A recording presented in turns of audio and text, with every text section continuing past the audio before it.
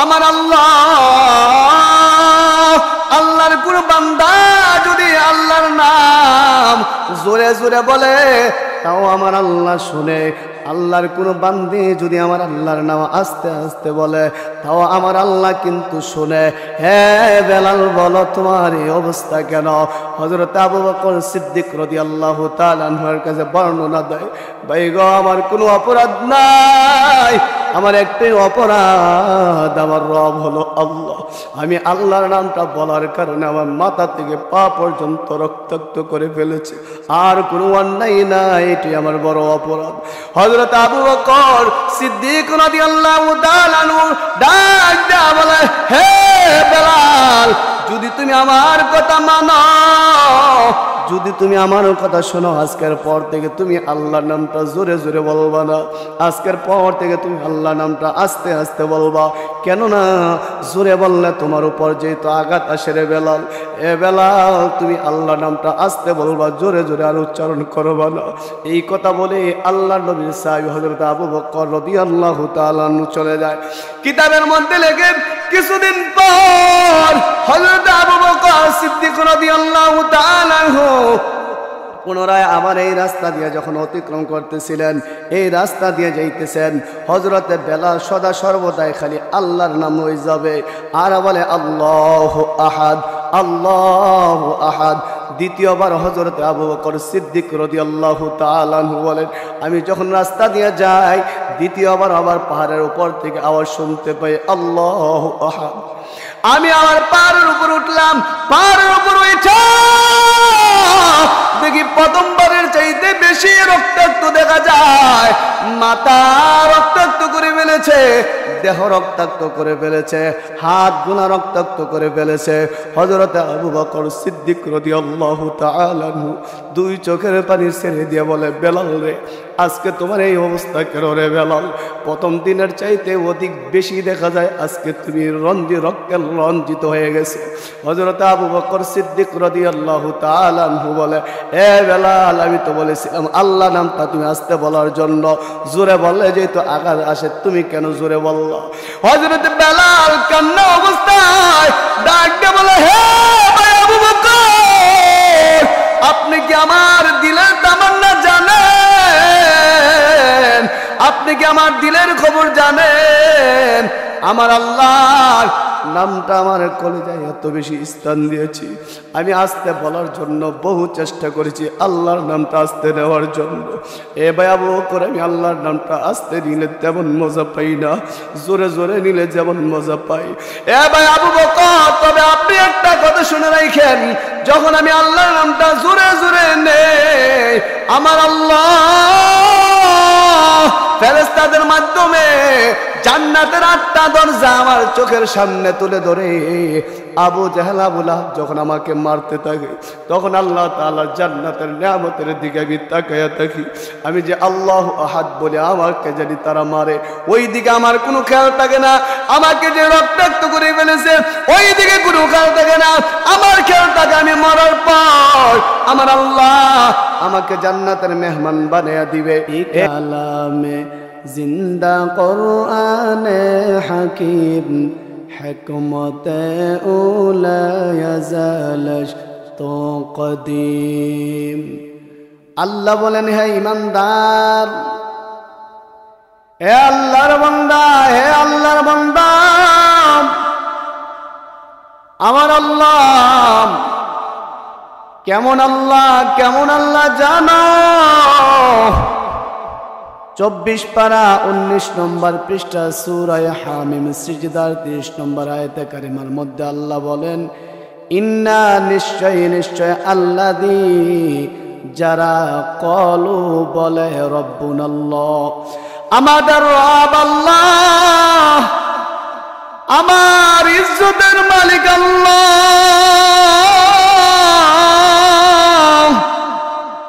আমার সম্মানের মালিক আল্লাহ, আমার বেয়াজ্জতির মালিক আল্লাহ, আমার ধনী বানানোর মালিক আল্লাহ। এখানে আমরা যারা বসছি আমাদের রব হলেন আল্লাহ। কোটি টাকার মালিক দেখো অভাব হয় না দূর, গরিব গোমায় আরাম করে মনটা বাহাদুর। ফেরাউনের লাশটা দেখো মিশর জাদুঘরে, খায় না মাটি পোকা মাছি সবাই ঘৃণা করে।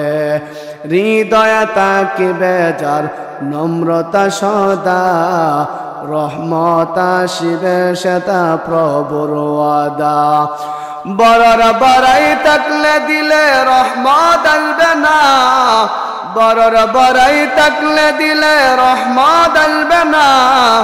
নিজেকে নিজে ছোট মনে করিও সদা, উঁচু জমিন থেকে পানি নিচ জমিনে যায়, তেমনি খোদার রহমত আসে নম্রতার হৃদয়। ভোগবিলাসের বাড়ি গাড়ি পরে রবে সব, থাকতে সবাই স্মরণ করো আল্লাহ আমার রব। এ দুনিয়ার ইমানদার আল্লাহর শরণাপন্ন হও, আল্লাহকে বন্ধু বানাও, আমার আল্লাহকে বন্ধু বানাও, আল্লাহকে বন্ধু বানাও। এ আল্লাহর বান্দা, এ আল্লাহর বান্দি, আল্লাহর একজন, আল্লাহর নবীর একজন সাহাবী কেমন আল্লাহকে আপন বানাইছে জানো গো, কেমন আপন বানাইছে জানো। আল্লাহর বান্দা রাস্তা দিয়া তো আর মালিকের নাম বারবার করে ডাক্তার বলতো আল্লাহ আল্লাহ আল্লাহ আল্লাহ আল্লাহ আল্লাহ আল্লাহু আহাদ আল্লাহু আহাদ বলে বলে আল্লাহর বান্দা রাস্তা দিয়ে হয়তো আল্লাহর বান্দা যেখানে যাইত সেখানে আল্লাহর নাম উচ্চারণ করত। একদিনের ঘটনা, আল্লাহর বান্দা যখন আল্লাহু আহাদ বলে, মক্কার বড় বড় কাফের বেদিনেরা আল্লাহর নবীর একজন সাহাবী হযরত বেলাল রাদিয়াল্লাহু তাআলা আনহু, তিনি সদা সর্বদাই আল্লাহর নামটাকে এত বেশি স্থান দিয়েছে। আল্লাহু আহাদ আল্লাহু আহাদ যখনই বলতো কাফেরেরা হযরত বেলালকে এমন জোরে জোরে প্রহার করত, মাথা থেকে পা পর্যন্ত রক্তাক্ত করে ফেলত। তারপরও বেলাল মাঝে মাঝে অজ্ঞান হয়ে জমিনের মধ্যে পড়ে যাইত, আল্লাহ নামটা বন্ধ করত না। তারপরও আল্লাহর বান্দা আল্লাহু আহাদ আল্লাহু আহাদ বলে। একদিনের ঘটনা, হযরত বেলাল রাদিয়াল্লাহু তাআলা আনহুকে মারতে মারতে মাথা থেকে পা পর্যন্ত রক্তাক্ত করে ফেলেছে। আল্লাহর বান্দাকে জঙ্গলের উপরে ফালিয়ে দিয়েছে। আল্লাহর বান্দা জঙ্গলের উপর পড়ে আল্লাহু আহাদ আল্লাহু আহাদ বলতেছে। ওই রাস্তা দিয়ে প্রতিমধ্যে আল্লাহর নবীর আরেকজন সাহাবী হযরত আবু বকর সিদ্দিক রাদিয়াল্লাহু তাআলা আনহু রাস্তা দিয়ে যাইতেছেন। প্রতিমধ্যে আওয়াজ শুনতে পায় জঙ্গলের উপর থেকে, পাহাড়ের উপর থেকে আল্লাহু আহাদ আল্লাহু আহাদ আল্লাহু আহাদের ধ্বনি শোনা যায়। হযরত আবু বকর সিদ্দিক রাদিয়াল্লাহু তাআলা আনহু পাহাড়ের উপর ওইটা দেখে হযরত বেলাল রাদিয়াল্লাহু তাআলা আনহু অজ্ঞান হয়ে পাহাড়ের উপর পড়ে আছে। দুই টুট নাড়াইয়া নাড়াইয়া জোরে জোরে বলে আল্লাহু আহাদ আল্লাহু আহাদ। হযরত আবু বকর সিদ্দিক রাদিয়াল্লাহু তাআলা আনহু আল্লাহর নবীর প্রিয়তম সাহাবী হযরত বেলাল রাদিয়াল্লাহু তাআলা আনহুকে ডেকে বলে, হে বেলাল, তোমার এই অবস্থা কেন? তোমার মাথা থেকে পা পর্যন্ত রক্তাক্ত দেখা যায় রে বেলাল, তোমার এই অবস্থা কেন? তোমার মাথা লাল বর্ণ হয়ে গেছে, শরীর লাল বর্ণ হয়ে গেছে। হে বেলাল, বলো তোমার এই অবস্থা কেন রে বেলাল? তুমি এমন ভাবে দুই টুট নাড়াইয়া নাড়াইয়া আল্লাহর নাম জোরে জোরে বলো, এইটাই যদি তোমার অপরাধ হয়, হে বেলাল শোনো, আমার আল্লাহ কেমন আল্লাহ জানো?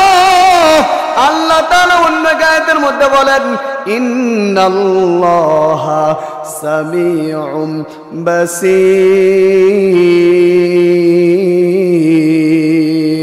আরেক আয়াতের মধ্যে আমার আল্লাহ বলেন ওহু আলা কুল্লি শাইইন কাদির।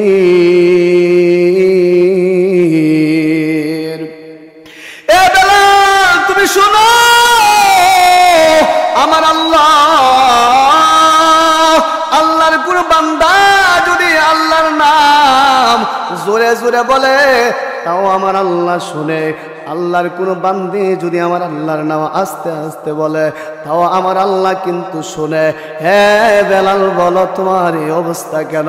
হযরত আবু বকর সিদ্দিক রাদিয়াল্লাহু তাআলা আনহুর কাছে বর্ণনা দেয়, ভাই গো আমার কোনো অপরাধ নাই, আমার একটাই অপরাধ, আমার রব হলো আল্লাহ। আমি আল্লাহর নামটা বলার কারণে আমার মাথা থেকে পা পর্যন্ত রক্তাক্ত করে ফেলেছে, আর কোনো অন্যায় নাই, এটি আমার বড় অপরাধ। হযরত আবু বকর সিদ্দিক রাদিয়াল্লাহু তাআলা আনহু ডাক দেয়া বলে, হে বেলাল যদি তুমি আমার কথা মানো, যদি তুমি আমার কথা শোনো, আজকের পর থেকে তুমি আল্লাহর নামটা জোরে জোরে বলবা না, আজকের পর থেকে তুমি আল্লাহর নামটা আস্তে আস্তে বলবা। কেননা জোরে বললে তোমার উপর যেহেতু আঘাত আসে রে বেলাল, এ বেলাল তুমি আল্লাহর নামটা আস্তে বলবা, জোরে জোরে আর উচ্চারণ করবা না। এই কথা বলে আল্লাহর নবীর সাহাবী হযরত আবু বকর রাদিয়াল্লাহু তাআলা আনহু চলে যায়। কিতাবের মধ্যে লেখে কিছুদিন পর হযরত আবু বকর সিদ্দিক রাদিয়াল্লাহু তাআলা আনহু পুনরায় আবার এই রাস্তা দিয়ে যখন অতিক্রম করতেছিলেন, এই রাস্তা দিয়ে যাইতেছেন, হযরতে বেলাল সদা সর্বদাই খালি আল্লাহর নাম হয়ে যাবে আর বলে আল্লাহু আহাদ, আল্লাহু আহাদ। দ্বিতীয়বার হযরতে আবু বকর সিদ্দিক রাদিয়াল্লাহু তাআলা আনহু বলেন, আমি যখন রাস্তা দিয়ে যাই দ্বিতীয়বার আবার পাহাড়ের উপর থেকে আওয়াজ শুনতে পাই আল্লাহু আহাদ। আমি আবার পাহাড়ের উপর উঠলাম, পাহাড়ের উপর উঠে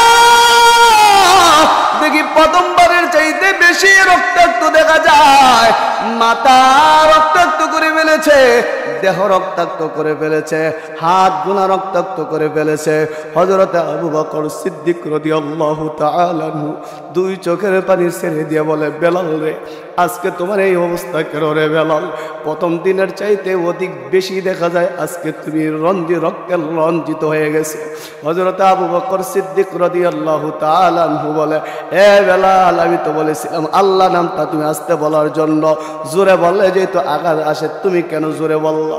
হযরত বেলাল কান্না অবস্থায় ডাক দিয়ে বলে, হে ভাই আবু বকর আপনি কি আমার দিলের তামান্না জানেন?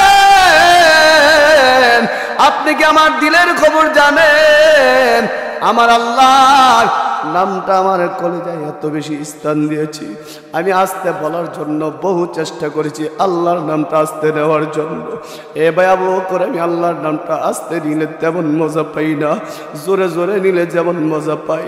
এ ভাই আবু বকর তবে আপনি একটা কথা শুনে রাখেন, যখন আমি আল্লাহর নামটা জোরে জোরে নেই আমার আল্লাহ ফেরেশতাদের মাধ্যমে জান্নাতের 8টা দরজা আমার চোখের সামনে তুলে ধরে আবু জাহেল আবু লাহাব যখন আমাকে মারতে থাকে তখন আল্লাহ তাআলা জান্নাতের নিয়ামতের দিকে আমি তাকায়া থাকি, আমি যে আল্লাহু আহাদ বলে আমাকে যদি তারা মারে ওই দিকে আমার কোনো খেয়াল থাকে না, আমাকে যে রক্তাক্ত করে ফেলেছে ওই দিকে কোনো খেয়াল থাকে না, আমার খেয়াল থাকে আমি মরার পর আমার আল্লাহ আমাকে জান্নাতের মেহমান বানিয়ে দিবে। এ দুনিয়ার ইমানদার আল্লাহর গোলাম হযরত বেলালের মতো যদি আপনার আর আমার ইমান মজবুত হইতো, কখনো ইহুদির বাচ্চারা কখনো নাসারার বাচ্চারা আমাদের উপর আক্রমণ করতে পারতো না। হযরত বেলালকে এত নির্যাতন করার পরেও বেলাল রাদিয়াল্লাহু তাআলা আনহু ঈমান থেকে বিচ্ছিন্ন হয় নাই। এই জন্য আল্লাহ পাক রব্বুল আলামিন অন্য আয়াতের মধ্যে বলেন, ইন্নাল্লাযীনা আমানু ওয়া আমিলুস সালিহাতি উলাইকা হুম খায়রুল বারিয়া। ওই তারা হলো, ওই ঈমানদার হলো সবচেয়ে কল্যাণকামী যারা ঈমান আনে, ঈমান আনার পর নেক আমল করে। আল্লাহ বলেন তাদেরকে আমি আল্লাহ 3টা জিনিস পুরস্কার দেই, দুনিয়াতে 3টা জিনিস পুরস্কার দেই। ঈমানদার বান্দা এবং বান্দীদের জন্য আমার আল্লাহ 3টা পুরস্কারের ঘোষণা বলেছেন। 1 নম্বর হলো ওয়া তারযুকু মান তাশাউ বিগাইরি হিসাব। এক নম্বর পুরস্কার হলো আমি আল্লাহ অগণিত রিজিক বাড়াইয়া দিব। দুই নম্বর পুরস্কার হলো আল্লাহ বলেন ওয়ায়াগফির লাকুম যুনুবাকুম ওয়াল্লাহু গফুরুর রহিম। দুই নম্বর পুরস্কার হলো বান্দা যখন ঈমান আনার পর তার নিজের জীবন থেকে বেশি আল্লাহর পয়গম্বরকে ভালোবাসবে, তখন আমি আল্লাহ তার গুনাহসমূহ মাফ করে দিব। তিন নম্বর হলো আল্লাহ পাক রব্বুল আলামিন অন্য এক আয়াতের মধ্যে বলেন ওয়া তুইজ্জু মান তাশা ওয়া তুযিল্লু মান তাশা বিয়াদিকাল খায়র ইন্নাকা আলা কুল্লি শাইইন কাদির। তিন নম্বর হলো ইমানদার বান্দা এবং বান্দিরা ইমান আনার পর যখন আল্লাহর উপর অবিচল থাকবে, অটল থাকবে, তখন আল্লাহ পাক রব্বুল আলামিন বলে দুনিয়াতে আমি আল্লাহ সম্মান বাড়িয়ে দিব, মারার পর আমার এই বান্দা এবং বান্দিকে আমি আল্লাহ জান্নাতের মেহমান বানিয়ে দিব। এই জন্য এ কোটিপতি ভাই এই বাড়ির জায়গায় বাড়ি পড়ে থাকবে, গাড়ির জায়গায় গাড়ি পড়ে থাকবে, আল্লাহর শরণাপন্ন হও, বেলালের মতো ইমাম মজবুত করে নাও।